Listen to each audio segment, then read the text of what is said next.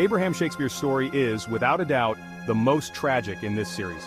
In 2006, Abraham, a Florida man who had been living a quiet life, won $30 million in the lottery. Like many winners, he generously shared his wealth with family and friends. Unfortunately, his fortune also made him a target for manipulation, greed, and eventually, the end of a life. Enter Dee Moore, a woman who befriended Abraham under the guise of helping him manage his money. She promised to take care of his finances, but in reality she was slowly draining his accounts.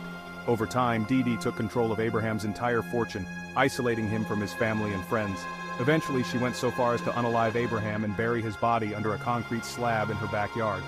The truth of Abraham's fate only came to light after an investigation into his disappearance, and Dee Moore was convicted. Abraham's story is a devastating reminder that winning the lottery can bring out the worst in people around you. It underscores the importance of having legal and financial protections in place and never trusting the wrong individuals with your hard-earned fortune.